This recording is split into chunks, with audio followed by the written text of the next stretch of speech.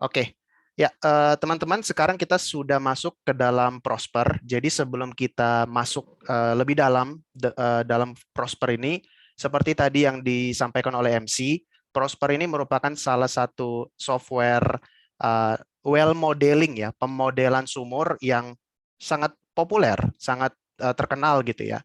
Sebenarnya ada juga merek lain yang juga berguna dan populer, dan Prosper ini salah satunya.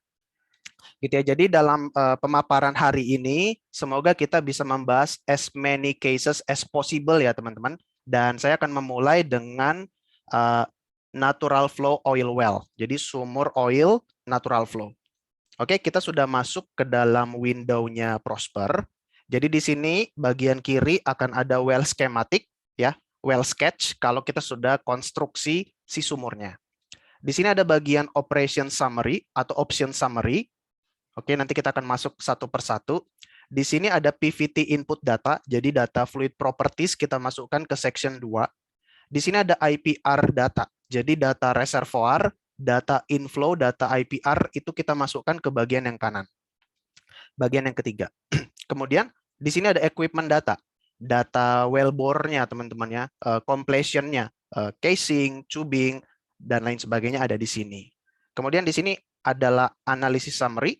Jadi apa-apa saja yang kita lakukan di Prosper nanti akan muncul di sini. Oke, dan ini default ya, akan selalu ada seperti ini, Prosper dan spesifikasinya, dan di sini ada telepon, fax, dan lain sebagainya. Oke, sebelum kita masuk lagi lebih dalam, ketika kita menghandle software seperti ini, teman-teman harus confident, saya pasti bisa menggunakan software ini. Walaupun di awal mungkin ada ketakutan ya, aduh ini kayaknya kompleks nih, ada banyak banget fiturnya. Jangan takut dulu, ada bangun confidence bahwa kita bisa menghandle ini software gitu ya, dan semoga pertemuan kali ini pun membantu teman-teman untuk bisa at least kita mulai memahami si Prosper ini. Oke, kita masuk, kita akan membuat sumur oil teman-teman. Oke, di sini kita masuk ke sistem summary. Oke, di sini ada beberapa fitur atau beberapa drop down list, kita akan menyimak satu-satu. Pertama kita di bagian fluid description, fluid kita pilih oil and water. Metodenya black oil. Ada juga yang equation of state kalau kita lebih kompleks gitu ya. Tapi yang biasanya dilakukan, yang simplistik tapi sudah cukup akurat itu adalah black oil. Kemudian untuk separator kita pilih single stage separator. Tidak ada emulsion, tapi kalau teman-teman menghandle case yang ada emulsinya, itu kita perlu pilih yang emulsion and pump viscosity. Tapi kita yang basic, yang simplistic, jadi kita no emulsion. PVT warning kita pilih disable warning aja. Dan water viscosity, kalau kita punya datanya bagus, tapi most of the time kita cukup dengan default correlation. Jadi ada banyak sekali korelasi untuk water viscosity. Teman-teman bisa baca di textbook atau paper. Nah itu semua sudah include dalam Prosper. Jadi kita tinggal pakai saja korelasi yang ada dalam Prosper.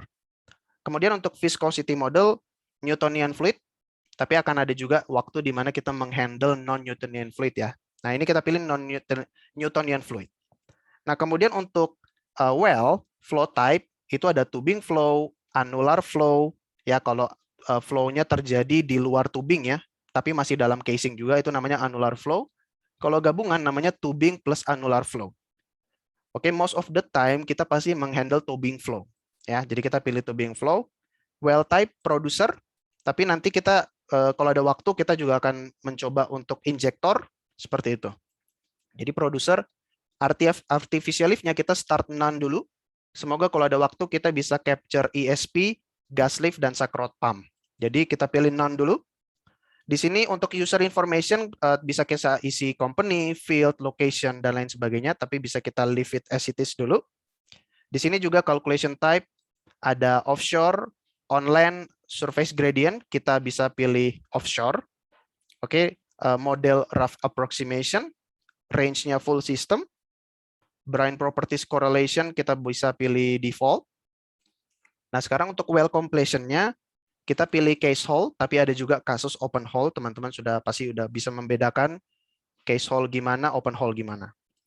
Send control kita belum pasang dulu send control, tapi ada banyak opsi yang bisa kita lakukan analisisnya. Ada gravel pack, pre-pack skin, wire wrap screen, slotted liner. Nah, kita pilih none dulu. Oke, untuk reservoirnya kita pilih single branch, tapi bisa juga kita konstruksi multilateral well. Dan untuk gas coning kita pilih tidak ada dulu. Teman-teman juga bisa isi comments di bagian sini. Oke, kita klik done. Nah, dari sini kita masuk ke PVT-nya ya, teman-teman. Kita buka, double klik. Nah, kita masukkan data-data yang kita dapatkan dari lapangan atau dari laboratorium. Oke, teman-teman bisa follow saya di sini. Jadi misalnya kita menghandle oil dengan solution GOR, RS-nya itu adalah 800 standard cubic feet per stock tank barrel. Oke, dengan oil gravity dari data property yang kita punya dari laboratorium, kita misalnya masukkan 37 API. Gas gravity misalnya 0,76. Oke, water salinity 23.000 ppm. Misalnya kita tidak punya H2S, CO2 maupun nitrogen, jadi kita bisa 0 saja. Nah, teman-teman kalau udah masuk kuliah reservoir engineering atau mungkin ada kuliah PVT analisis sendiri atau fluid property sendiri, teman-teman mungkin sudah familiar dengan persamaan Glasso, Standing, Lassater, Vasquez-Bax, dan lain sebagainya. Itu adalah korelasi untuk menentukan PB bubble point pressure, RS atau solution GOR, dan BO atau formation volume factor untuk oil. Oke, 3 parameter ini bisa kita estimasi dengan persamaan ini tanpa harus kita punya data laboratorium sungguhan. Nah, itu yang kita mau pakai dalam case ini dulu. Jadi kita pakai Glasso yang cukup terkenal untuk menghandle bubble point pressure, solution GOR, dan BO. Untuk viscosity correlation, ini yang paling terkenal adalah Beal et al. Biasanya. Tapi tergantung juga ya teman-teman, mungkin oil yang kalian handle itu lebih cocok diestimasi dengan persamaan lain. Ini perlu kita lihat case by case. Approach yang paling bagus adalah teman-teman baca papernya dari masing-masing korelasi ini. Gitu. Jadi baca background-nya. Ketika Beal et al. Melakukan eksperimen, oil apa yang dia pakai? Bisa jadi oil dari Amerika, bisa jadi oil dari North Sea, bisa jadi oil dari Middle East, bisa jadi oil dari Indonesia. Nah, itu yang kita perlu tahu sebenarnya kalau mau paling proper ya. Kita baca papernya, kita lihat background-nya. Dan minyak kita lebih cocok, lebih mirip dengan minyak dari mana misalnya. Kalau cocok dengan yang dianalisis oleh Beal et al. Atau Bax et al., maka kita pilih korelasi tersebut. Ya. Dalam kasus ini, let's say, kita cocok dengan fluid-fluid yang dipakai oleh Beal et al. Jadi kita pilih Glasso dan Beal et al. Gitu ya. Oke, so far so good. Untuk PVT kita klik done. Jadi kita udah beres sebenarnya dalam PVT. Nah, sekarang kita masuk ke IPR. Nah, di sini kita masukkan data reservoir yang kita handle teman-teman dalam nodal analisis kita. Misal di sini ada banyak reservoir model, teman-teman. Pasti teman-teman sudah familiar dengan satu atau lebih model ini. Ada PI entry. Jadi kita just masukkan productivity index-nya. Ada juga Vogel. Ada juga yang composite, ya, gabungan. Ada yang Darcy, Fedkovich, Jones, dan lain sebagainya. Bahkan ada juga dual porosity. Jadi salah satu yang menarik dari Prosper adalah modelnya lengkap sekali, teman-teman. Itu yang bagi saya itu menarik dari Prosper, lengkap. Nah, itu kita bisa pelajari satu persatu, tapi nggak akan cukup waktu kita untuk memasukkan atau berlatih semua case ini. Kita start very simple dulu. Kita jadi masukkan PI-nya saja, Productivity Index. Nah, sebagai engineer, reservoir engineer, production engineer, PI ini harus jadi familiar buat kita. Productivity Index dari suatu sumur yang mencerminkan performa sumur tersebut untuk mengalirkan fluida. Oke, let's say kita masukkan sekarang reservoir data 5.200 PSIG, tekanan reservoir. Tekanan temperatur reservoir misalnya 210 degree Fahrenheit. Water cut misalnya 0, jadi 100% oil. GOR-nya sudah otomatis, tadi sudah kita input 800. Nah, kita start simple, tidak ada compaction permeability. Dan juga relative permeability-nya no aja dulu, karena kita tidak mengconsider si relative permeability. Nah, ini paling simple. Jadi, di bagian model data, data inputnya cuma satu, yaitu berapa sih productivity index kita. Nah, kita masukkan data misalnya dari data lapangan, kita punya data 5 stock tank barrel per PSI. Oke, jadi very simple, kita setelah ini kita tinggal klik calculate, dan jadi dia sudah langsung mengkalkulasi, calculation times-nya di bawah 1 second, sangat cepat, dan AOF-nya atau absolute open flow atau maximum flow rate sudah dihitungkan. Ternyata adalah 18.357 stock tank barrel per day. Oke, kita klik done. Dari sini kita bisa lihat plot. Kita plot. Nah, ketika kita mau buat inflow performance relationship, IPR, kita pasti memplot sumbu X-nya itu adalah flow rate, sumbu Y-nya adalah tekanan alir, teman-teman. Jadi, tinggal kita pilih X-axis-nya rate, Y-axis-nya adalah pressure. Udah? Done. Kita tunggu. Nah, IPR-nya sudah terkonstruksi, teman-teman. Jadi ini adalah satu bagian yang mencerminkan kemampuan aliran reservoir dan sumur. Ini dari segi inflow-nya. Oke, jadi kita punya IPR seperti ini. Kalian bisa checklist untuk munculkan atau tidak. Nah, kita juga bisa memunculkan hasil dari parameter lain, misalnya total skin, kalau ada. Oke, dalam hal ini total skin-nya 0 ya, di sumbu yang kanan.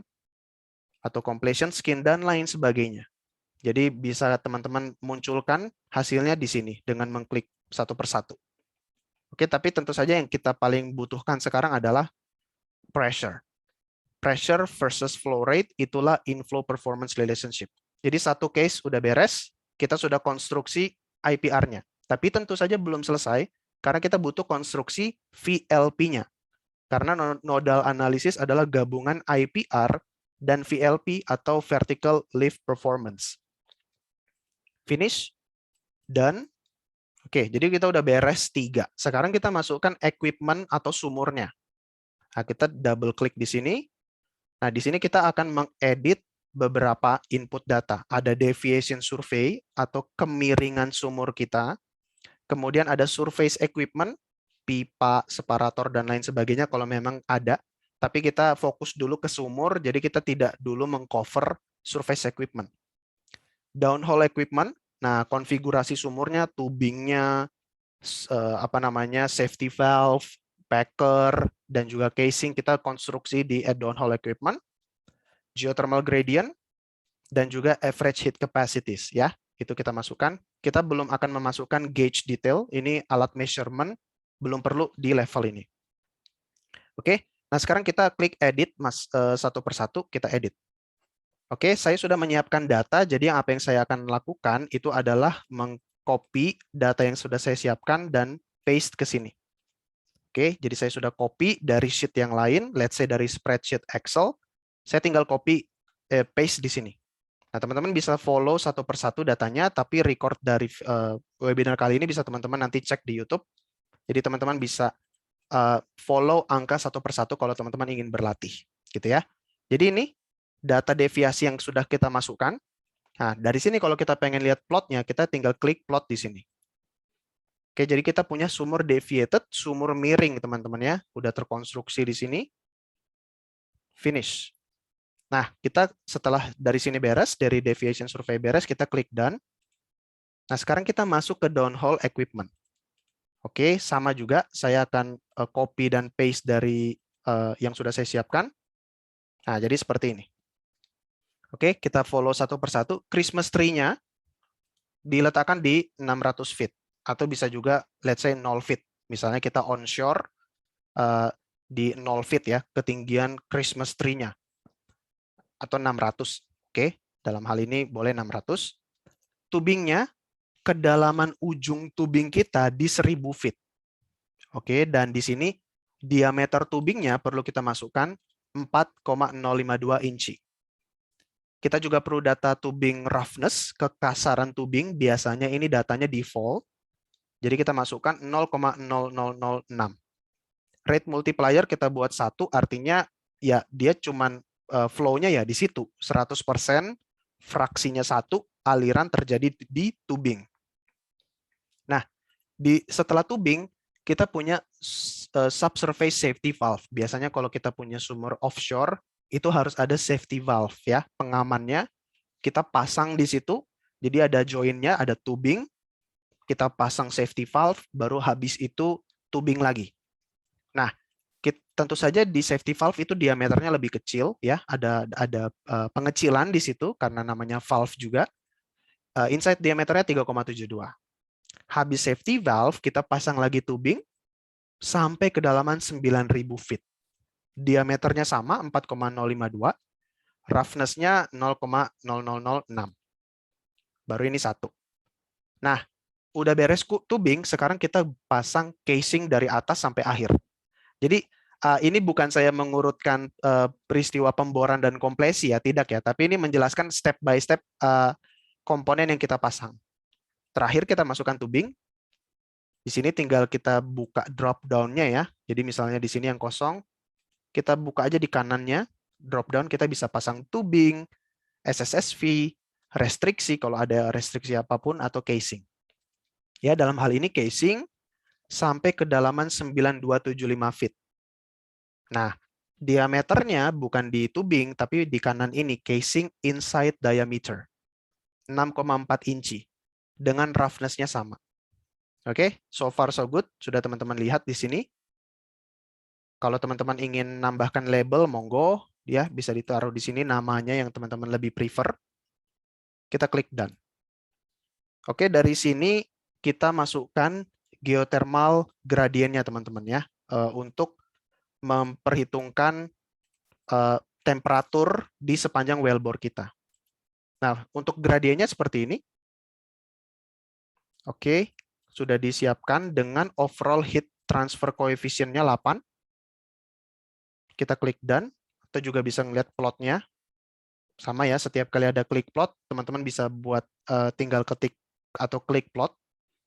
Dan terakhir, average heat capacities. Ini sama juga, karena dalam pemodelan sumur tuh kita tidak cuma menghandle tekanan, tapi ada juga temperatur.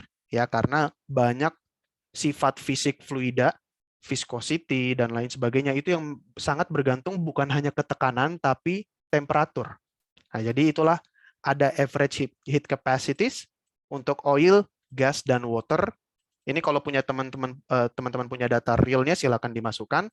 Kalau tidak ada, ya kita ikuti angka default. Klik done. Baru kita bisa ngeliat summary-nya, teman-teman. Ini summary dari semua yang sudah kita input. Kita juga bisa klik draw down hole. Jadi kita sudah punya konfigurasi sumurnya.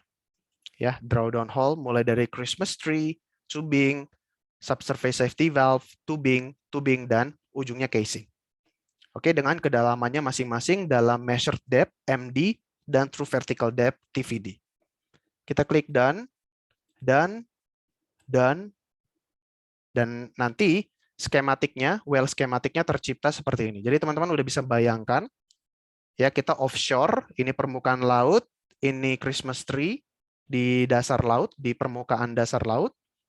Ini ada sumur kita, ada tubing, safety valve, tubing lagi, casing. Oke teman-teman, jadi udah clear. Nah, perforasinya di mana? Perforasinya di ujungnya casing. Jadi itu stylenya Prosper. Perforasi kita, mula-mula aliran kita itu ada di dalaman ujungnya casing.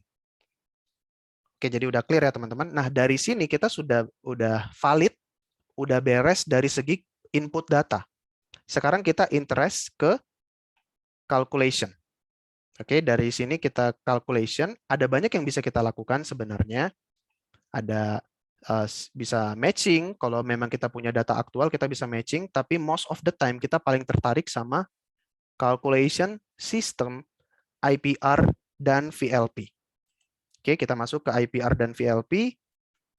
Top node pressure. Top node pressure ini adalah wellhead pressure kita. Ya, di ujung nodal analisis sistem kita itu ujungnya apa? Tadi kita sudah konsentrasikan diri kita pada sumur saja. Tidak ada surface. Nah, ketika kita bicara sumur, ujung sumur dari bawah ke atas adalah wellhead. Jadi kita sebut sebagai top node itu adalah wellhead. Kalau teman-teman konstruksi sumur flow line sampai separator, maka top node-nya adalah di ujung banget itu adalah separator. Tapi kita tidak mengcover surface facility, tidak ada flow line, tidak ada separator dalam studi kita. Dalam studi kita sekarang, jadi top node-nya adalah wellhead. Wellhead pressure let's say 500. Water cut-nya tadi sudah kita input di IPR itu adalah 0. Oke, ada 0. Kemudian GOR-nya juga sudah 0, 800 SCF per STB. Nah, di sini kita masukkan korelasinya. Untuk surface equipment correlation, karena kita tidak ada surface equipment, jadi bisa kita abaikan. Vertical lift correlation ini ada macam-macam, teman-teman. Nah, ini juga kelengkapan dari si Prosper nih bagus banget. Ada Dance and Rose, Hagedorn Brown, Fancher Brown, ada Mukherjee Brill, Bex and Brill, dan lain sebagainya. Yang teman-teman sebenarnya perlu baca background-nya satu persatu untuk bisa mengetahui makna dari masing-masing korelasi ini. Oke? Let's say kita sudah baca dan kita tahu bahwa kasus kita paling cocok dideskripsikan oleh petroleum experts.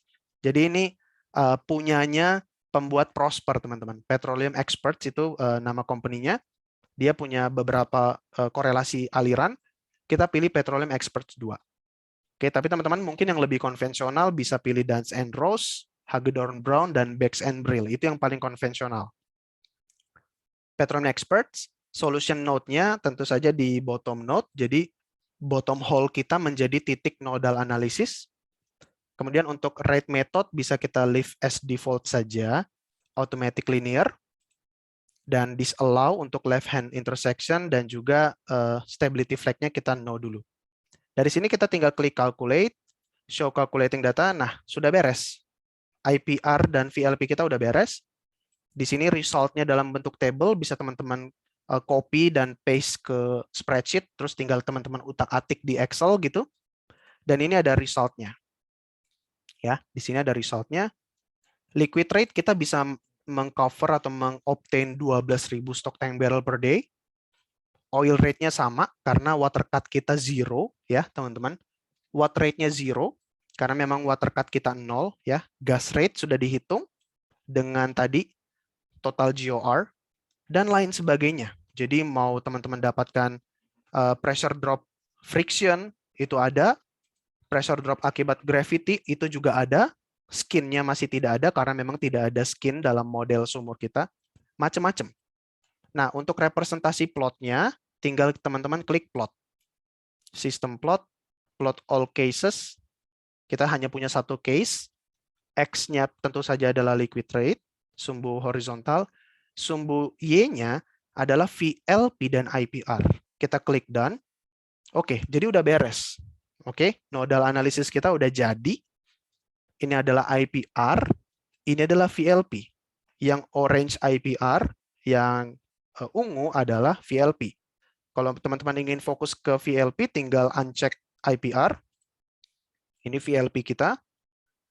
Kalau pengen lihat IPR-nya saja, ya tinggal kita uncheck VLP, dan kita dapat IPR-nya. Oke, untuk melihat numerik hasilnya, kita tinggal klik lihat di sini. Oke, kita klik done. Jadi udah beres ya, satu case basic nodal analysis untuk sumur oil natural flow udah beres. Nah, teman-teman juga bisa bikin banyak case ya. Jadi misalnya kita kembali ke calculation, system, teman-teman bisa bikin banyak case. Jadi kita klik ke case. Nah, case-nya ada macam-macam. Misalnya teman-teman ingin sensitivity analysis pengaruh dari reservoir pressure misalnya. Tinggal buat aja di sini.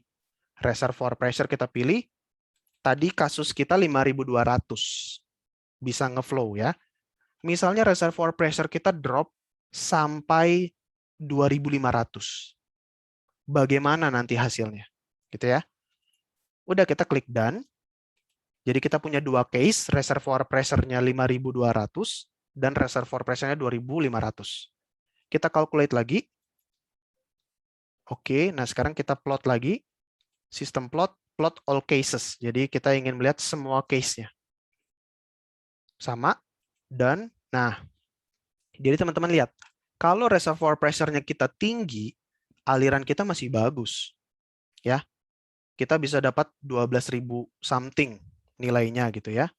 Tapi kalau reservoir pressure kita turun, habis reservoir pressure-nya, lihat, udah hampir tidak ada perpotongan antara IPR dengan VLP. Artinya sumurnya nyaris cease to flow, sumurnya nyaris mati ketika reservoir pressure rendah.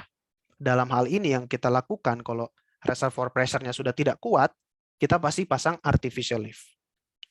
Oke, jadi misalnya nih kita turunkan lagi reservoir pressure-nya, kita kembali ke case. Let's say reservoir pressure-nya turun sampai 1.800 saja. Dan kita calculate. Oke, nah sekarang kita plot all cases. Nah, ketika reservoir pressure turun sampai 1.800, udah tidak ada aliran antara IPR dengan VLP. Oke, tidak ada aliran antara IPR dengan VLP. Nah, teman-teman tentu saja bisa berkreasi dengan banyak parameter lain. Misalnya teman-teman mau pilih apa? Productivity index misalnya. Oke, jadi kita ganti dengan productivity index. Tadi productivity index kita 5. Sumurnya masih sehat. Let's say terjadi formation damage, ya, kerusakan formasi, sehingga productivity index-nya ngedrop sampai hanya 0,5. Turun 1/10-nya. Misalnya karena ada fine migration, karena ada emulsi, karena ada scaling, macam-macam formation damage yang menyebabkan formation damage. Jadi kita sekarang run sensitivity dengan productivity index. Calculate. Nah, sekarang kita plot aja. Lihat. IPR kita dari yang awalnya dalam tanda petik gemuk, dengan flow rate-nya kita bisa pilih misalnya sebentar atau nanti saja. Nah, kita bisa dapatkan di sini sekitar 12 ribuan flow rate, tapi ketika productivity index kita turun menjadi 0,5, lihat flow rate kita hanya sekitar 900-an saja. Sangat kecil IPR-nya, tidak menarik. Jadi mungkin setelah productivity index-nya turun, kita melakukan stimulasi, entah kita acidizing atau kita lakukan fracturing untuk memperbaiki productivity index-nya atau menurunkan skin-nya.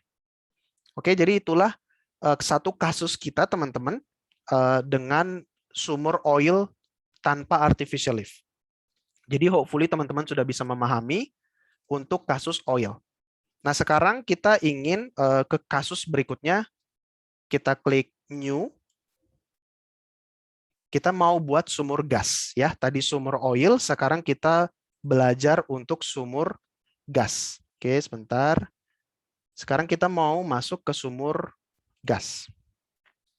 Alright. Nah, sama, tapi semoga speed kita lebih cepat ya, karena tadi kita banyak belajar tentang fitur-fitur dalam Prosper. Sekarang kita speednya harus lebih cepat. Oke, untuk fluid description-nya masih sama, boleh oil and water. Kemudian untuk, oke sebentar ya.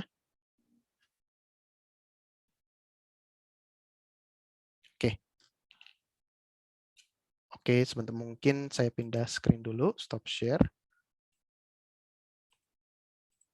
Oke, nah ini udah saya siapkan sheet-nya untuk yang gas, jadi saya akan membahas satu persatu. Kita masuk ke sistem summary. Untuk fluid description-nya dry and wet gas, metodenya black oil, separatornya adalah single stage separator, PVT warning-nya disable warning, kemudian use default correlation, dan water vapor, karena kita menghandle sumur gas, kita calculate condensed water vapor. Jadi ada kondensasi yang terjadi, itu kita calculate. Kemudian flow type-nya ada tubing flow dan sumur producer. Untuk sumur gas yang sekarang kita pelajari, jangan ada artificial lift dulu, tapi sebenarnya untuk sumur gas kita bisa pasang foam lift. Jadi kita tambahkan busa, surfaktan untuk membuat busa, supaya aliran kita menjadi lebih ringan. Tapi semoga nanti ada waktu untuk bahas foam lift. Kita pilih yang non dulu. Oke, teman-teman kemudian juga bisa masukkan di sini user information. Oke, dan juga untuk calculation type-nya offshore, rough approximation, full system, dan untuk well completion-nya case hole, send control-nya none. Oke, inflow type-nya sama, single branch, done. Kemudian kita masuk ke bagian PVT. Nah, di PVT, teman-teman, kita bisa pelajari di sini, bisa kita follow. Untuk gas gravity-nya 0,58, separator pressure-nya 200. Oke, jadi ketika kita pilih gas, window-nya agak sedikit berbeda dari yang oil tadi. Kemudian kita perlu masukkan condensate gas ratio berdasarkan PVT analysis atau dari well testing. Let's say kita masukkan 1 stock tank barrel per mmSCF. Condensate gravity biasanya kita juga lakukan pengukuran kalau kita punya kondensat 50 API, dia lebih ringan, sebagai minyak dia lebih ringan, sehingga API-nya lebih tinggi. Water gas ratio misalnya 1, jadi kita punya aliran water, 1 stock tank barrel per mmSCF. Water salinity, misalnya kita tidak punya H2S, tapi kita punya impurity CO2 dan nitrogen, jadi bisa kita input very easily, gitu ya, sangat easy. Gas viscosity correlation, macam-macam, ada Lee dan Carr. Biasanya Lee yang cukup terkenal, tapi Carr juga cukup terkenal, jadi tergantung data kita seperti apa.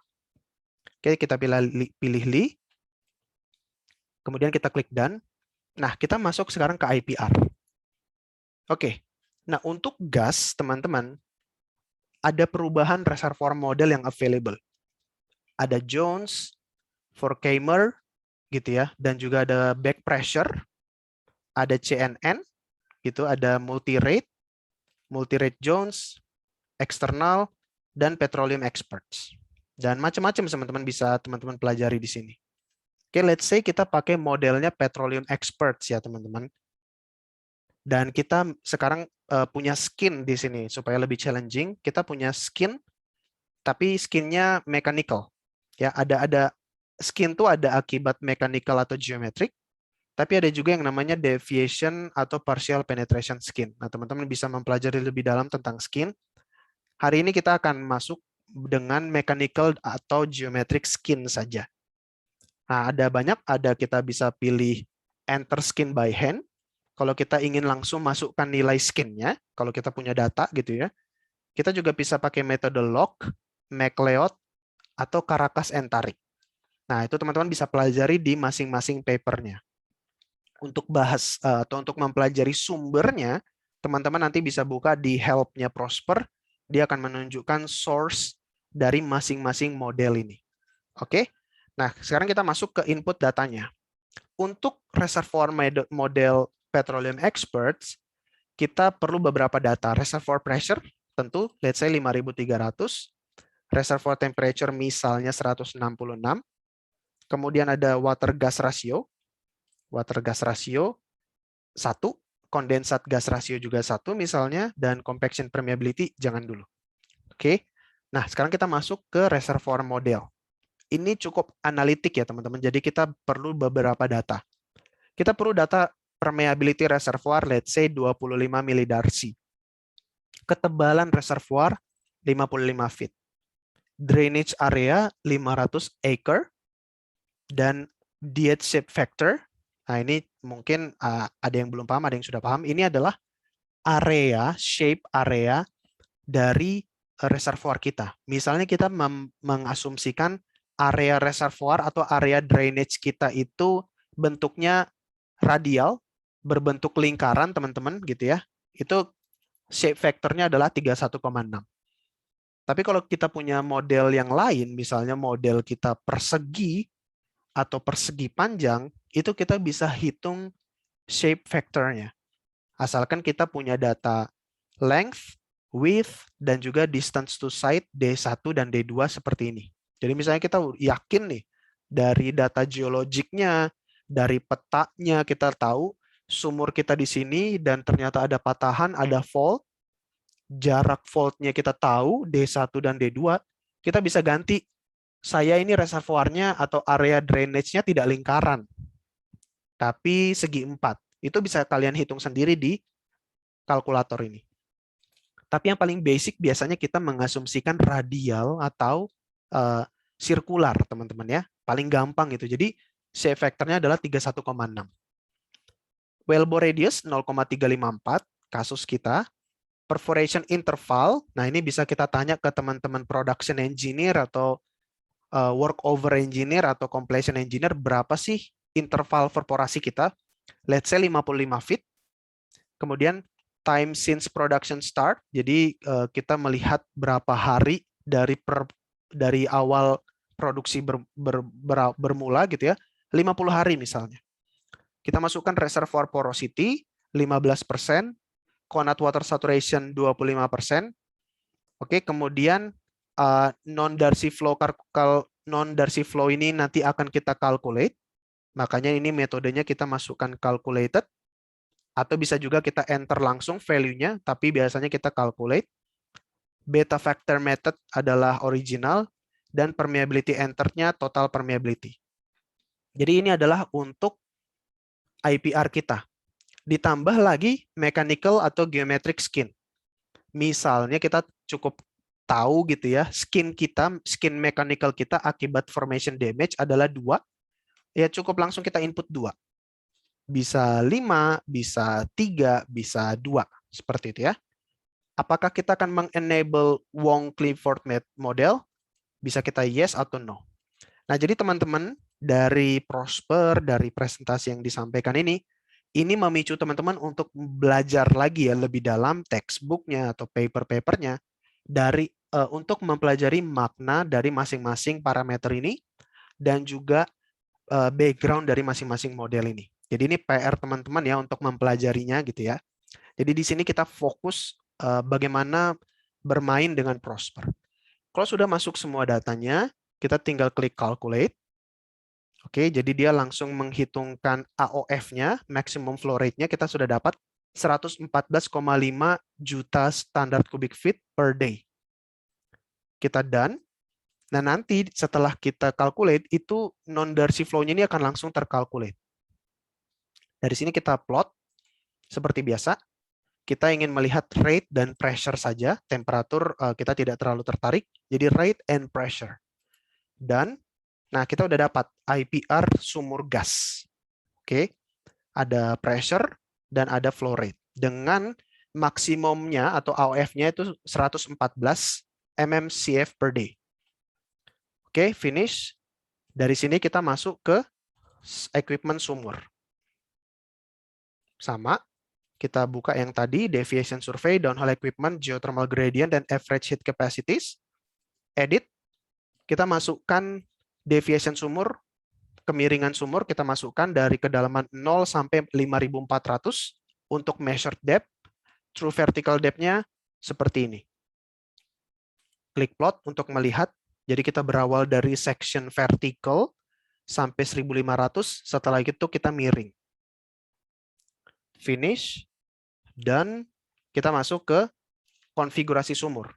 Jadi teman-teman bisa lihat di sini Christmas tree-nya pada kedalaman 0, tubing, control valve seperti biasa, tubing, terakhir casing. Oke, teman-teman sudah kebiasa ya, semoga udah makin familiar. Kita klik done. Nah, sekarang geothermal gradient, mulai dari kedalaman 0, temperaturnya 45 degrees Fahrenheit, baru kedalaman 1575 Fahrenheit. Di ujung sumur kita, temperaturnya atau temperatur reservoirnya 166 Fahrenheit. Sama teman-teman juga bisa klik plot seperti ini. Very simple. Dan terakhir adalah average heat capacities. Oke, seperti yang tadi, oil, gas, dan water. Dan beres. Sumurnya juga sudah tercipta skematiknya. Dari sini kita tinggal bermain-main dengan calculation. Sistem IPR VLP, misalnya wellhead pressure kita 1.500, tinggal kita input 1.500 atau 2.000. Water gas ratio-nya 1, condensate gas ratio-nya 1 misalnya.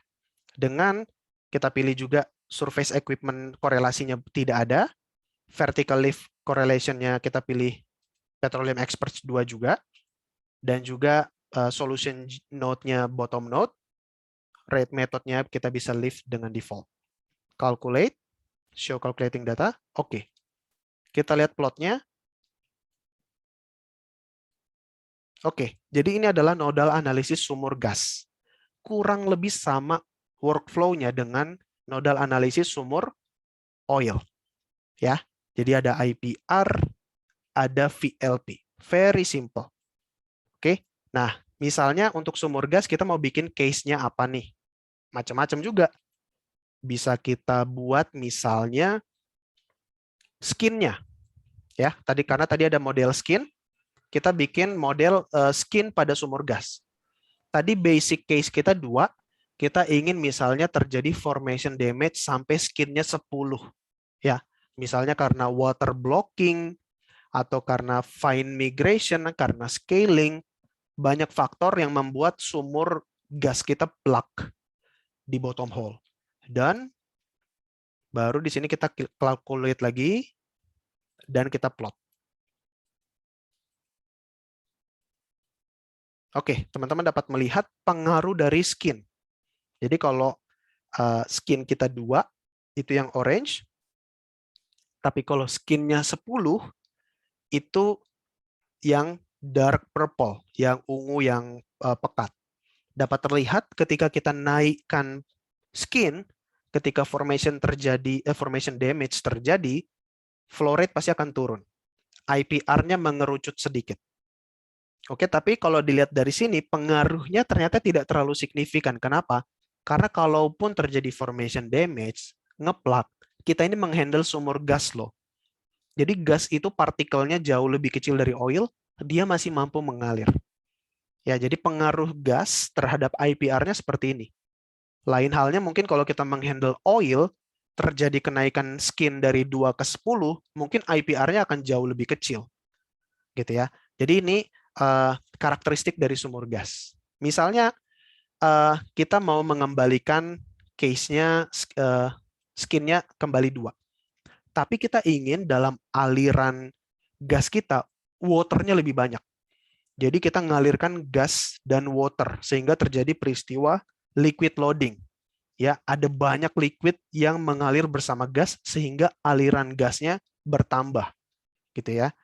Jadi kita pilih misalnya water gas ratio. Tadi case kita 1.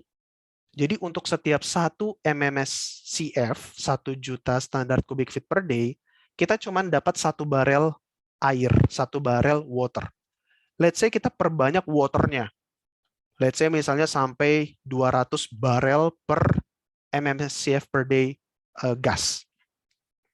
Apa sih pengaruh aliran air atau aliran water terhadap gas? Tentu saja aliran water itu berbahaya karena membuat liquid loading. Jadi gasnya mau naik ke atas itu berat sendiri. Kita lihat pengaruhnya. Nah, terlihat ya. Jadi kalau kita pengen lihat IPR atau VLP-nya, pertama IPR-nya nggak terlalu berubah, teman-teman. IPR-nya nggak terlalu berubah, tapi yang berubah signifikan adalah VLP. Oke, jadi kalau IPR-nya kita pilih yang misalnya uncheck yang ini.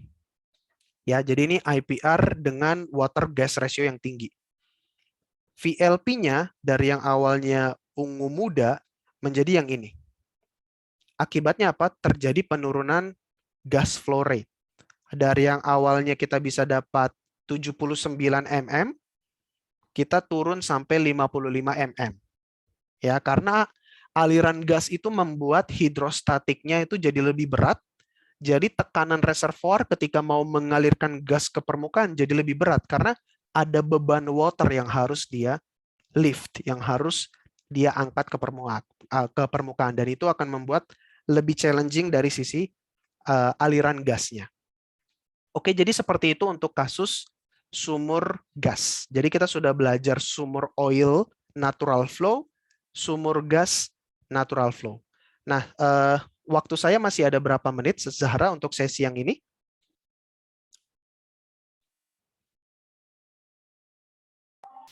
Oh ya, untuk sesi ini mungkin udah cukup ya Bang, tapi ini teman-teman masih belum ada yang bertanya, mungkin apa ada yang bisa dijelaskan lagi Bang, sambilan teman-teman ini aja yang Oke, bertanya. saya cover satu case lagi sebelum kembali ke Q&A ya. Oke Bang, oke Oke, Mas, sebentar makasih. ya.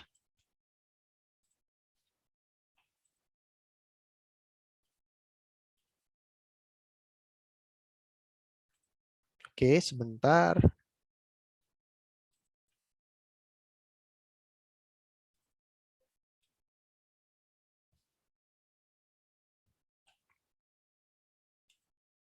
Oke. Stop share dulu. Nah, tadi kita sudah belajar sumur natural flow oil, natural flow gas. Nanti semoga kita ada waktu untuk artificial lift, tapi sebelum itu kita bahas dulu untuk water injection well. Jadi kita ingin mengcover sumur water injeksi. Karena kita akan mungkin dalam karir kita menghandle aset water flood atau water injection atau mungkin enhanced oil recovery. Jadi sebagai engineer kita juga perlu memahami bagian untuk sumur injektor. Oke, workflow-nya juga kurang lebih sama, tapi ini agak lebih berbeda ya. Berbeda karena kita menghandle sumur injektor. Langsung saja kita masuk. Fluidnya oil and water, black oil. Kemudian kita pilih di bagian flow type, itu adalah tubing flow. Tapi well type-nya adalah water injector. Oke, water injector. Jadi kita cuma punya PVT warning, disable warning, use default correlation, dan Newtonian fluid. Oke, kemudian untuk bagian yang ini masih sama, kita leave dengan default saja. Brine properties-nya default, cased hole, dan juga tidak ada sand control. Untuk inflow type single branch, dan juga untuk gas coning tidak ada. Jadi kita klik done. Sekarang kita masuk ke PVT. Nah, untuk PVT water injector, karena kita menghandle water, ini sangat simple. Ya, jadi cuman punya water salinity aja yang dia minta. Dari situ dia akan langsung menghitung gravity atau berat dari water kita. Let's say water salinity kita adalah 200.000 ppm. Jadi kita masukkan 200.000 ppm. Setelah kita analisis dari laboratorium, kita cek kadar garam atau salinitas dari water yang akan kita inject, itu 200.000. Nah, kemudian dari sini kita langsung masuk ke model reservoirnya. Di sini kita bisa pilih Darcy. Oke, tadi kita sudah pilih PI entry, Vogel juga nanti mungkin later on kita bisa bahas, tapi kita masuk dulu ke Darcy. Oke, untuk Darcy mechanical skin-nya kita pilih enter skin by hand. Jadi kita masukkan di sini reservoir pressure misalnya 4100. Reservoir temperature misalnya 210. Oke, tidak ada compaction yang membuat permeability-nya berkurang. Kemudian kita masuk ke reservoir permeability, misalnya kasus kita adalah 50 milidarcy reservoir permeability-nya. Ketebalannya misalnya reservoir kita cukup tebal, 100 feet. Dan drainage area-nya misalnya 250 acre. Mungkin teman-teman bertanya, bagaimana sih kita mengestimasi drainage area? Biasanya kita bisa melakukan dengan asumsi, teman-teman. Itu yang paling gampang sebenarnya. Jadi angka magic-nya misalnya ya, karena tidak ada yang tahu pasti sebenarnya drainage area itu berapa. Kalau permeability kita bisa baca dari log analysis atau core analysis. Reservoir thickness bisa kita estimasi dari log analysis. Tapi drainage area ini challenging, teman-teman, karena tidak ada pengukuran yang membuat kita bisa mengetahui drainage area. Jadi banyak yang melakukan ya udah asumsi 250 acre. Itu satu cara. Ya, jadi angka tipikal, angka magic-nya 250 meter, 250 acre. Ada juga yang melakukan pressure transient analysis. Jadi ada pressure build up, baru dia di situ mengestimasi drainage areanya. Oke, tapi ada juga dari kita baca geologic analysis. Jadi kita bikin peta ya, dari peta subsurface. Kita lihat boundary reservoir kita apakah ada patahan, ada permeability barrier, atau ada aquifer, atau ada sumur-sumur lain. Kita lihat dan kita mengestimasi, kita lihat dari areanya, kita mungkin menghitung 250 acre. Jadi ada 3 cara. Asumsi, pressure transient analysis, atau bisa juga dari geological areal analysis. Let's say kita tahu lah ya 250 meter ke 250 acre dalam kasus kita, dan kita anggap reservoir kita berbentuk sirkuler juga, jadi 31,6 untuk shape factor. Untuk well radius, misalnya 0,354 feet, jadi teman-teman bisa pastikan lagi ke drilling engineer atau ke completion engineer berapa radius sumur kita. Oke, jadi untuk modeling ini sendiri, teman-teman, sebenarnya itu nggak berat. Very simple, bisa dibilang yang penting kita tahu fundamental dari masing-masing model yang kita pelajari. Kadang-kadang yang lebih lama dalam proses modeling itu adalah mencari datanya. Ya, jadi itu yang challenge-nya. Jadi misalnya reservoir permeability, mungkin kita tanya dulu ke teman-teman petrofisik. Ada nggak ya log analysis datanya untuk sumur ini permeability-nya berapa? Nah, untuk reservoir thickness kita juga mungkin nanya ke petrofisik atau ke geologis. Wellbore radius mungkin kita tanya ke drilling engineer atau completion engineer. Kita kumpulkan semua data, baru kita olah dalam nodal analysis. Gitu ya. Mechanical geometrical skin, misalnya dalam kasus kita adalah, sebentar, 3 misalnya. Ya, 3. Dan untuk Wong Clifford-nya, no. Jadi kita calculate. Absolute open flow-nya adalah 410.000 stock tank barrel per day. Ya, kenapa? Karena memang reservoir permeability-nya lumayan, 50 milidarcy, dan reservoir thickness-nya 100 feet tebal gitu ya. Kita lihat plotnya. Rate dan pressure. Oke. Nah, teman-teman mungkin akan bingung nih, kenapa IPR-nya seperti ini ya. Biasanya kan turun ya dari negative slope ya. Biasanya kan turun atau melengkung. Kenapa? Karena jangan lupa teman-teman, kita ini injektor. Kalau kita produser, alirannya itu dari reservoir ke sumur. Ini kita injektor. Alirannya berubah arah dari sumur ke reservoir.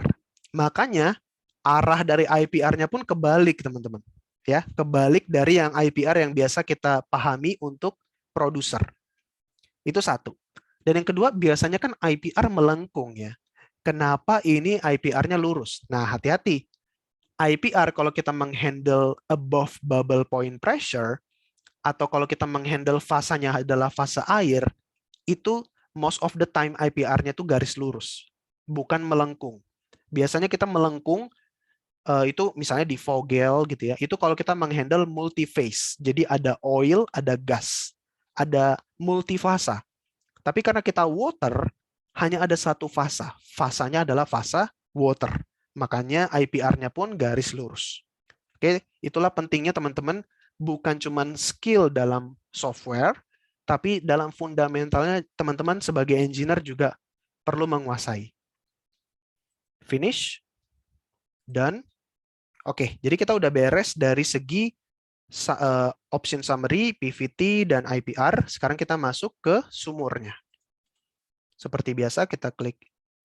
Oke, kita cancel dulu. Cancel. Tadi ada yang belum dicek. Deviation survey. Oke, nah kita juga perlu injected fluid temperature di sini ya. Injected fluid temperature ini biasanya tidak ada, tapi karena kita injektor, kita masukkan injected fluid temperature. Jadi kita masukkan biasanya di permukaan suhu water injektornya adalah 60 Fahrenheit. Jadi kita masukkan 60. Kita klik edit. Oke, as usual teman-teman, kita sudah siapkan datanya di sheet yang lain. Jadi kita tinggal copy dan paste. Sebentar. Oke. Jadi dari kedalaman 0 sampai kedalaman 1000, kita punya measured depth sama dengan true vertical depth. Jadi kita create sumur vertikal. Bisa kita lihat plot. Nah, kita sumurnya adalah vertikal. Tadi adalah deviated, sekarang kita vertikal. Finish. Kalau ada waktu sebenarnya kita juga bisa mengcover sumur horizontal ya teman-teman. Dari sini kita klik done. Oke, untuk konfigurasi sumurnya juga saya sudah siapkan. Yang ini karena injektor itu lebih simple.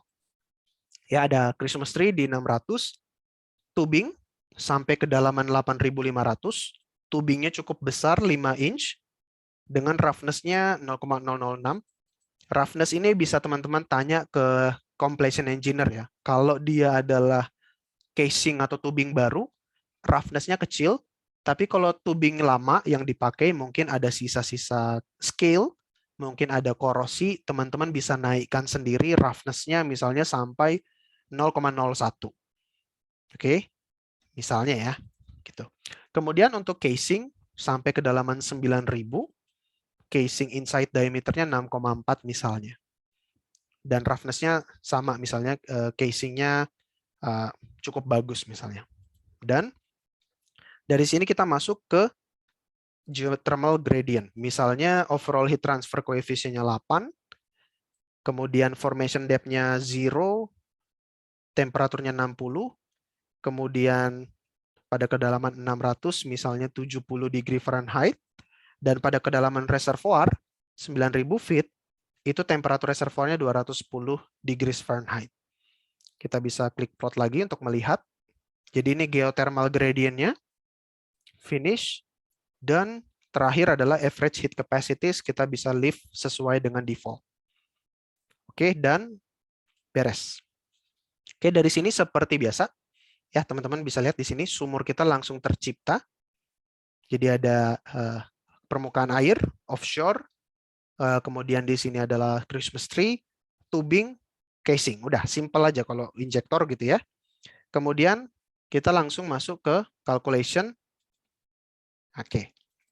Sekarang kepala sumurnya berapa gitu ya? Itu yang perlu kita input. Misalnya tekanan injeksinya adalah 1250. Tekanan wellhead ketika injeksi dilakukan. Oke, surface equipment correlation kita bisa abaikan karena kita tidak ada membuat konstruksi surface facility. Vertical lift correlation, misalnya kita pilih Petroleum Experts 2. Oke, kemudian solution node-nya bottom, rate methodnya Leviticity. Nah, sekarang kita pengen tahu injektor kita menghasilkan injection rate berapa. Kita tinggal klik calculate. Very simple. Nah, di sini teman-teman bisa lihat kita bisa menginjekkan water sampai 9.969 barel per day. Oke, jadi sangat easy. Kita bisa lihat di sini. Ya teman-teman, jadi mindset-nya sebagai engineer atau sebagai engineering student, produser dan injektor itu sama pentingnya. Karena dalam banyak sekali experience, banyak lapangan itu tidak bisa berproduksi kalau tidak ada water flood, water injection, atau enhanced oil recovery. Jadi skill kita, pemahaman kita untuk water injection itu sangat penting teman-teman. Oke, tinggal kita klik plot, sistem plot. Nah, di sini kita tertarik untuk VLP dan IPR, dan oke teman-teman, jadi di sini kita sudah buat, jangan lupa yang orange ini adalah IPR-nya, dan yang ini adalah VLP-nya. Oke teman-teman, sekarang kita menghandle, membuat case untuk Saccharod pump. Ya, tadi kita sudah belajar untuk sumur natural flow oil, gas, dan water injector. Sekarang kita coba ingin menghandle artificial lift. Yang pertama adalah Saccharod pump. Oke, kita masuk. Fluidnya oil and water, black oil, ini sama single stage separator, no, disable warning, use default, dan Newtonian fluid. Kemudian untuk flow type, well type-nya producer. Nah, untuk artificial lift, sekarang kita pilih Saccharod pump. Oke, ketika kita pilih Saccharod pump, langsung flow type-nya berubah. Jadi tubing flow-nya jadi tidak aktif. Jadi kita akan pakai default sesuai dengan konfigurasi Saccharod pump. Oke, kemudian untuk predict-nya kita pilih online. Ya, untuk calculation type-nya, karena sumur Saccharod pump kita adanya di lapangan online, onshore. Jadi kita pilih online. Modelnya rough approximation, range-nya full system, brine properties-nya default, ini cased hole, tidak ada sand control, dan juga single branch untuk inflow type, dan gas coning. No untuk gas coning. Dan, nah jadi teman-teman kita masuk ke bagian PVT. Jadi untuk PVT kita, solution GOR-nya 160 standard cubic feet per stock tank barrel, oil gravity-nya 25, gas gravity 0,68, water salinity 80.000 ppm, kemudian tidak ada impurities, tidak ada H2S, tidak ada CO2, dan tidak ada nitrogen. Kita pilih GLASO untuk bubble point pressure estimation, RS dan BO. Untuk oil viscosity kita pilih Beal et al. Nah, dalam kasus ini sekarang let's say kita punya data laboratorium. Nah, ketika kita punya data laboratorium, kita sekarang harus mematchingkan data laboratorium dengan korelasi. Jadi ini adalah dua hal yang berbeda. Satu, korelasi itu ada di literatur. Ada di textbook, ada di paper, ada di literatur, itu korelasi. Tapi ada juga data real fluid analysis dari laboratorium. Nah, kita ingin mematchingkan keduanya ya teman-teman. Kita ingin dua-duanya ini cocok. Itulah yang kita lakukan dengan PVT matching. Jadi kita pilih match data. Let's say dalam kasus kita punya satu data seperti ini teman-teman. Oke, sebentar. Nah, seperti ini. Jadi kita punya temperatur reservoirnya, bubble point-nya kita tahu 1300. Nah, di sini kita masukkan data sesuai kondisi kita. Pressure-nya berapa? 1300. GOR, gas oil ratio-nya 160. BO, formation volume factor 1,06. Oil viscosity 6,9. Sudah dari sini kita tinggal klik match. Oke. Dan kita tinggal klik match all. Nah, dari sini sudah dilakukan matching antara korelasi dari literatur dengan data real properties kita atau data fluid analysis kita. Nah, kualitas dari matchingnya teman-teman itu bisa kita lihat dari di sini match statistik. Dari Glasso kita lihat ada parameter 1, ada parameter 2, dan juga ada standar deviasi. Nah, kita bisa melihat matching quality-nya dari parameter 1, parameter 2, dan standard deviation ini. Gitu ya, teman-teman. Untuk masing-masing parameternya ada bubble point, solution GOR, formation volume factor below bubble point pressure, dan above bubble point pressure. Nah, kita lihat Glasso seperti ini, standing seperti ini. Oke, standingnya seperti ini. Ada juga Lassater, ada Vasquez-Bex, Petrosky, Marhun, dan Degeto. Oke, kita cek lagi. Nah, biasanya teman-teman salah satu cara untuk melihat kualitas dari matching kita adalah kita lihat standar deviasinya. Kita lihat standar deviasi yang paling kecil yang mana. Kita bisa lihat itu. Ada juga cara kita melihat dari parameter 1 dan parameter 2. Gitu ya, teman-teman. Jadi parameter 1 yang paling dekat dengan 1 itu persamaan yang mana? Kita lihat ya, misalnya untuk bubble point pressure gitu ya, persamaannya parameter satunya 1,008, 1,02, 0,949, dan 1. Kita lihat standing berapa? Seperti ini. Kita lihat Lassater bagaimana, dan seterusnya. Parameter 2, mana yang paling mendekati 0? Kita lihat, kita bandingkan mereka semua. Ya, kalau Glasso, parameter 2, bubble point-nya 10,4. Standing, bubble point, parameter 2, 127. Nah, dari sini teman-teman bisa lihat, roughly, yang secara rough dan quickly kita lihat, Glasso yang merupakan persamaan paling baik untuk mematchingkan si korelasi kita dengan real data yang kita punya. That's why kita akan pilih Glasso.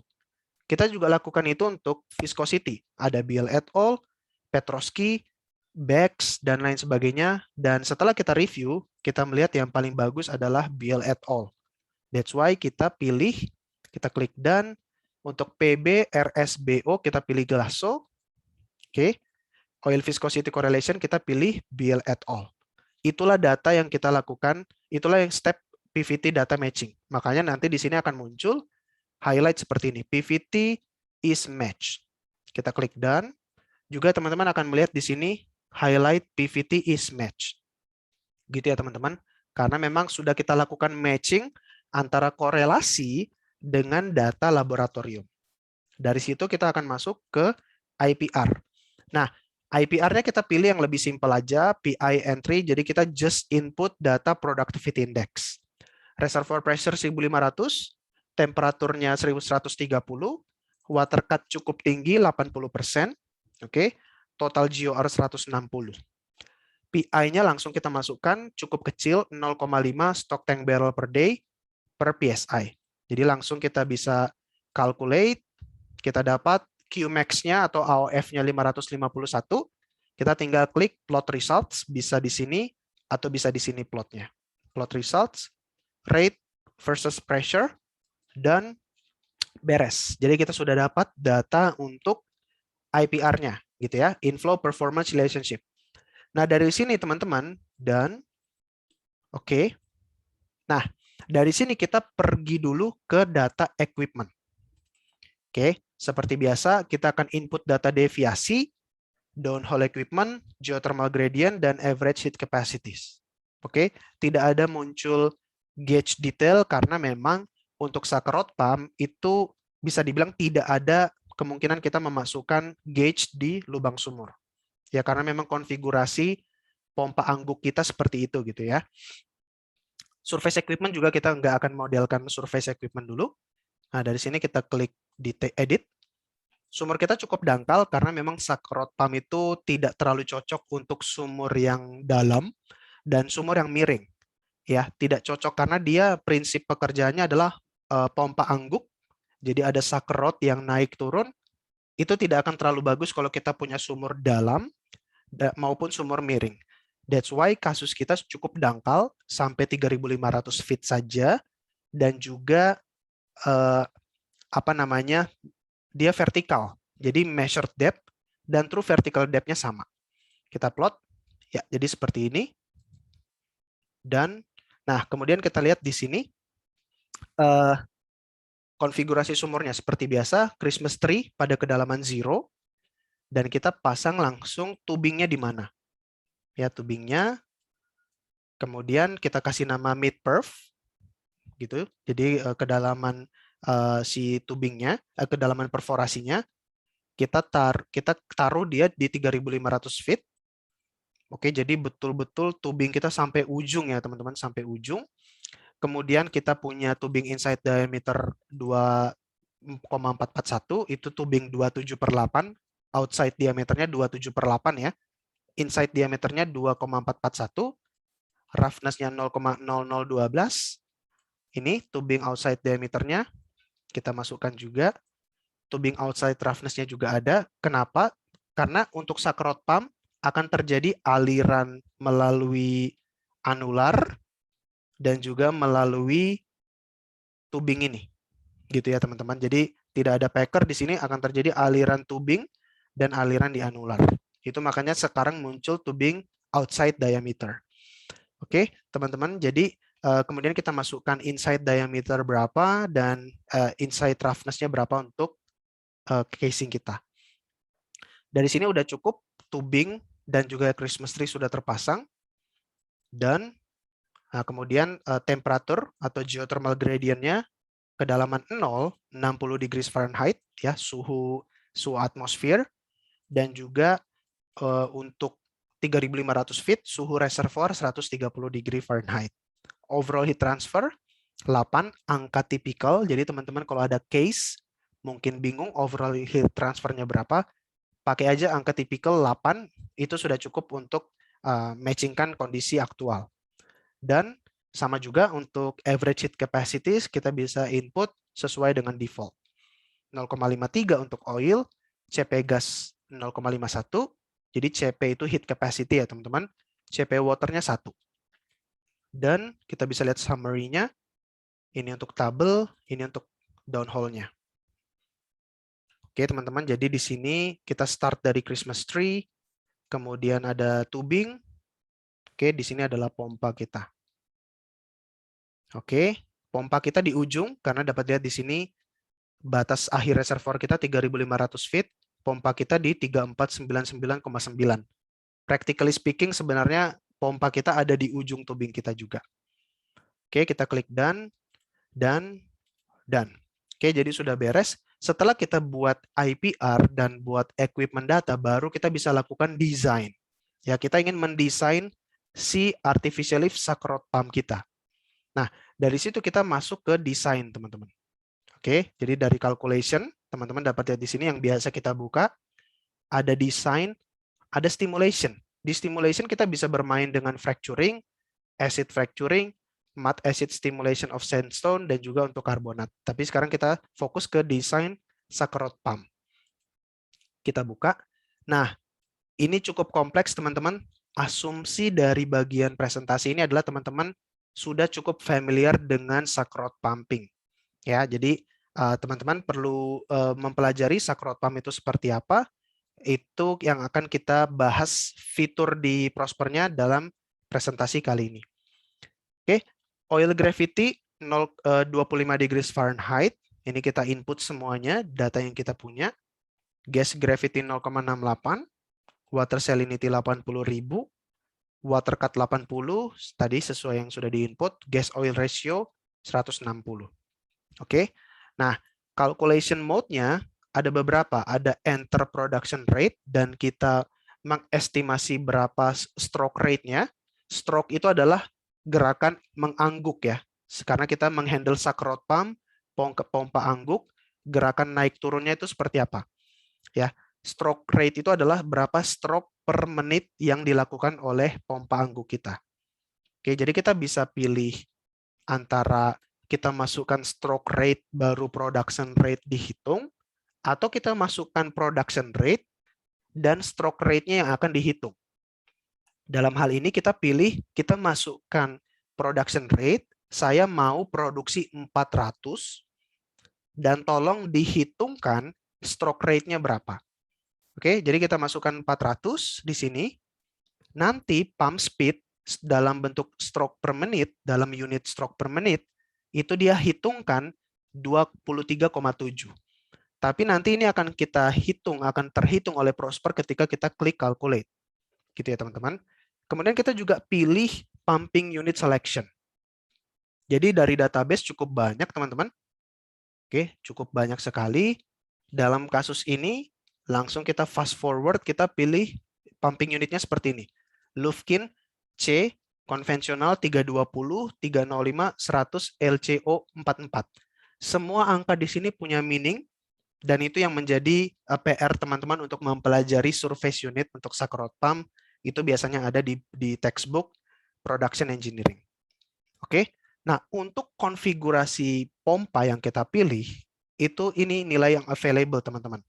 Kita punya stroke length, panjang stroke-nya 70 inci. Oke, maksimum stroke length-nya, maksimum gerakan stroking dia adalah 100 inci. Dengan peak torque, torque terbesar dia adalah 320.000 pounds inch.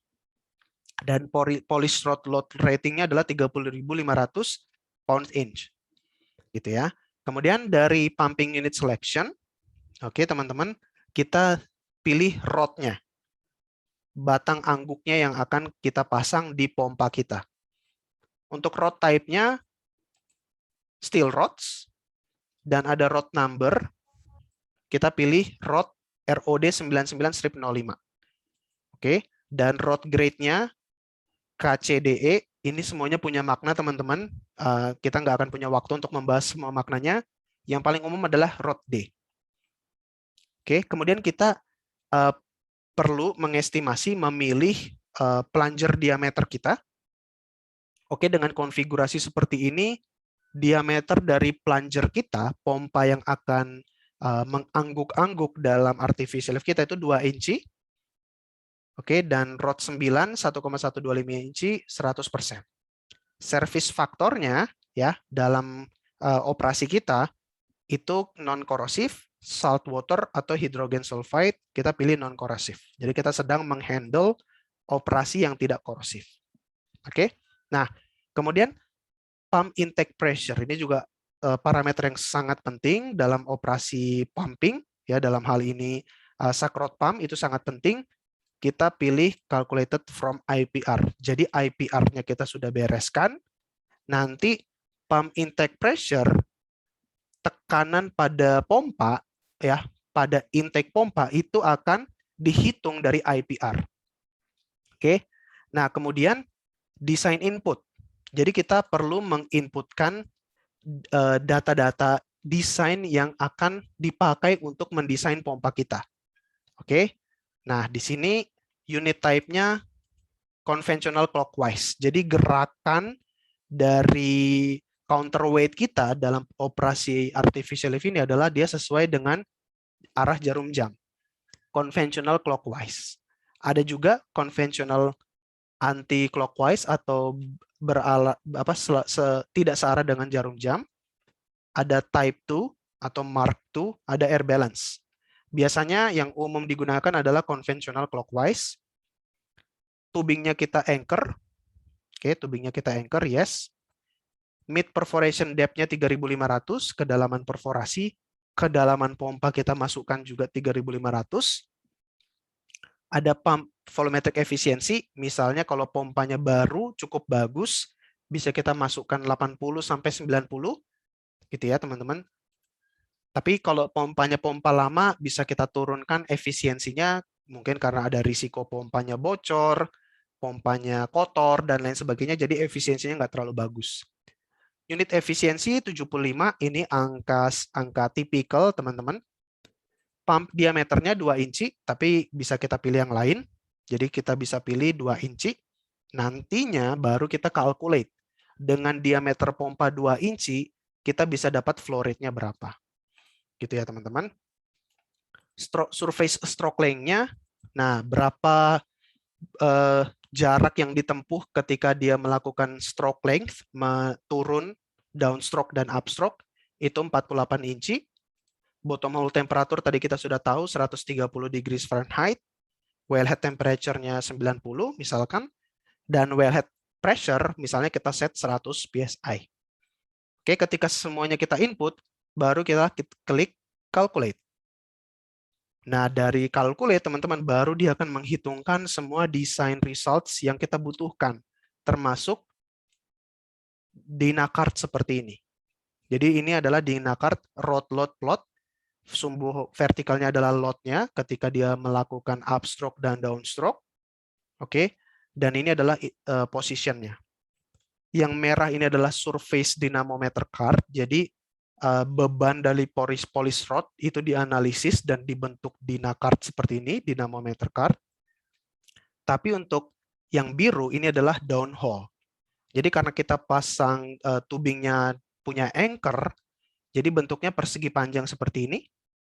Kalau dia tidak di anchor, biasanya dia berbentuk jajar genjang.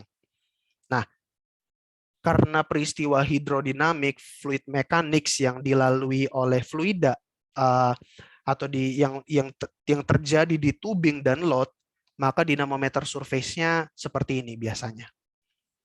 Nah, untuk plot torque-nya di sini, torsinya bisa kita lihat di sini. Ini adalah first stroke dan ini adalah second stroke. Oke, teman-teman. Nah, di sini kita bisa lihat hasilnya yang kita butuhkan. Ada banyak parameter yang kita ingin tahu. Ada frictional power, polish rod power, nameplate power, karena kita perlu mensuplai power untuk motor yang akan menggerakkan artificial lift ini, teman-teman. Gitu ya, teman-teman. Kemudian juga ada work down by polish rod, top rod loading, gitu ya, teman-teman. Di sini yang paling penting mungkin actual liquid production rate. Jadi kita sekarang mampu ngalir, teman-teman, dengan rate 370 stock tank barrel per day. Gitu ya. Ada actual pump speed. Nah, di sini teman-teman lihat, yang kita inginkan pump speed-nya sekarang adalah 22 stroke per menit. Oke. Jadi dia menghitungkan yang awalnya dia estimasi quick look gitu ya, pump speed-nya 23,7. Tapi setelah kita menginput semua data yang diperlukan, actual pump speed-nya adalah 22 stroke per menit. Jadi dalam 1 menit, dia ada 22 kali upstroke dan downstroke. That's what happen dalam operasi artificial lift kita. Ya, kemudian ada pump stroke length dan lain sebagainya, teman-teman. Ketika kita menghandle sakrot pump, misalnya ketika teman-teman jadi engineer menghandle, men-troubleshoot atau mendesain sakrot pump, semua ini punya meaning yang penting untuk jadi analisis dan reporting kita. Atau kalau teman-teman melakukan KP gitu ya, atau tugas akhir, ini semua teman-teman perlu mempelajari dan memahaminya gitu ya. Damping factor, maximum stress, minimum stress, semuanya seperti itu. Nah, teman-teman juga bisa melihat rod sensitivity. Oke, ada macam-macam rod index dengan rod name-nya dan berapa production yang bisa dia dapat dengan horsepower yang dibutuhkan. gitu ya. Jadi ada barrel per horsepower. Oke, kita klik done. Nah, jadi ini adalah desain yang kita inginkan yang akan kita instalkan ke sumur kita, teman-teman. Gitu ya. Jadi semua udah beres. Kita calculate lagi dan oke, itu adalah section dari desain yang sudah kita lakukan di opsi atau feature Sakrot Pump. Nah, di sini teman-teman di workflow kita perlu memastikan desain tadi sudah terinstall ke dalam workflow utama kita. That's why ada window ini, Sakrot Pump Input Data. Tadi ketika kita menghandle natural flow oil, water injector, atau gas well, itu tidak ada ini, window ini. Tapi karena kita pilih di option summary-nya ada Sakrot Pump, dia muncul window yang tadi. Oke, sekarang kita masuk di sini. Nah, hasil yang tadi kita lakukan dalam fitur design, itu akan masuk ke section yang ini. Makanya kita langsung dapat quick action-nya, tubingnya punya anchor, kedalaman pompa 3.500, efisiensinya 80%, diameter pompanya 2 inci, stroke length-nya 48 inci, pumping speed-nya 23. Oke, teman-teman masih bisa modifikasi value-nya, teman-teman, sesuai dengan yang teman-teman inginkan. Gitu ya.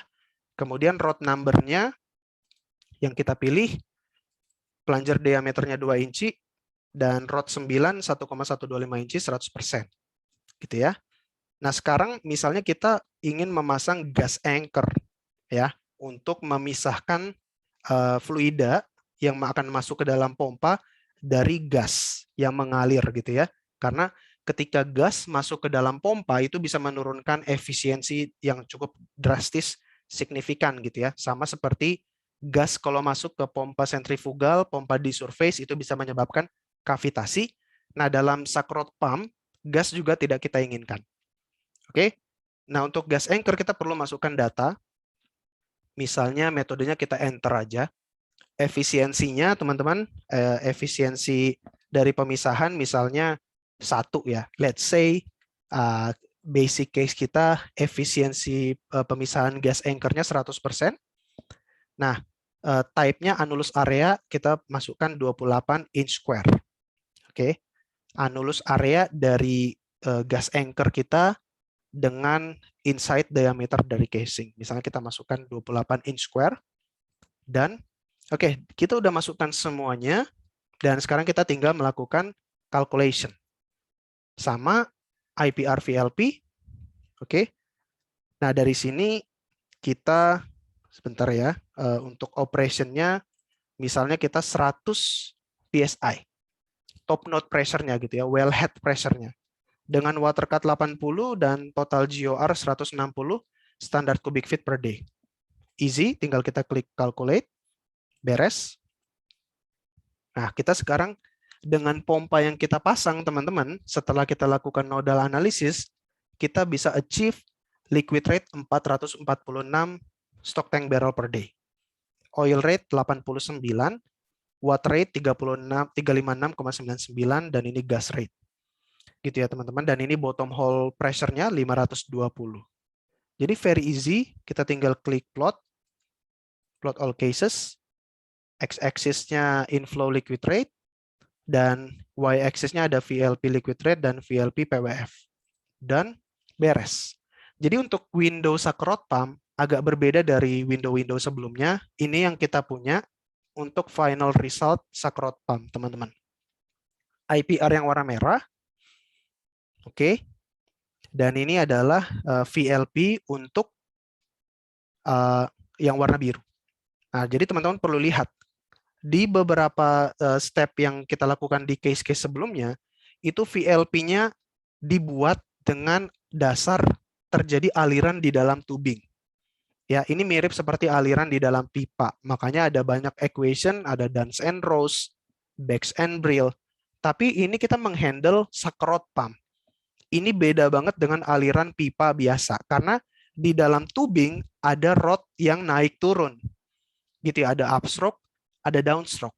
Jadi VLP-nya berbeda banget dengan VLP yang kita handle dalam hal oil well, natural flow, gas well, gitu ya, atau nanti gas lift dan ESP.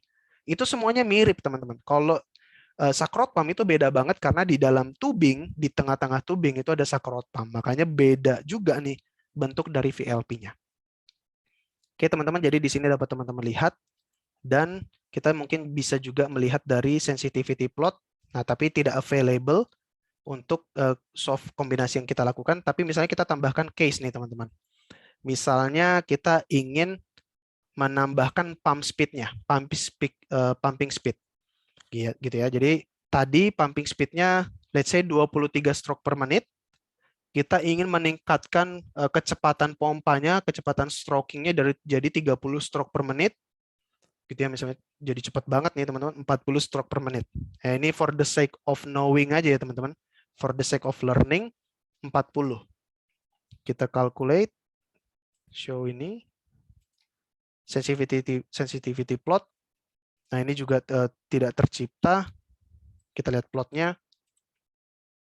Kemudian done. Ya. Kenapa tadi di sensitivity tidak ada? Karena seperti ini. Udah tidak cocok dengan pumping speed yang tadi yang kita input. Karena terlalu besar ternyata pumping speed-nya dari inflow yang kita mampu berikan. Jadi kita perlu adjust pumping speed-nya atau case-nya kita perlu adjust. Misalnya sekarang 10 dan 15.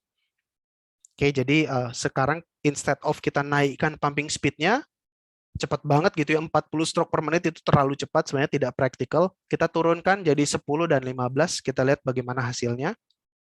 Kita calculate, kita plot. Nah, dapat teman-teman lihat, ketika kita menurunkan pumping speed, kita turunkan stroke per menit, tentu saja flow rate yang kita dapatkan juga turun. Ya, jadi ini adalah IPR dan 3 VLP. Kita juga bisa lihat, coba kita cek di sensitivity plot, dapat lihat di sini. Ada pressure dan juga pumping speed. Oke, dengan kita menaikkan pumping speed, pressure-nya turun, artinya flow rate kita juga akan menjadi semakin besar, gitu ya. Jadi seperti itu, coba kita lihat dari variabelnya, kita misalnya melihat y-axis-nya liquid rate. Instead of pressure, kita lihat liquid rate. Kita done. Nah, dapat teman-teman lihat di sini, ya. Dengan kita menaikkan pumping speed, liquid rate-nya jelas akan meningkat. Dan cukup hampir linear peningkatannya. Dari pumping speed 10, 15, dan tadi yang existing kita 22 mendekat atau 23 stroke per menit. Gitu ya teman-teman. Jadi ini adalah diskusi kita untuk sakrot pump.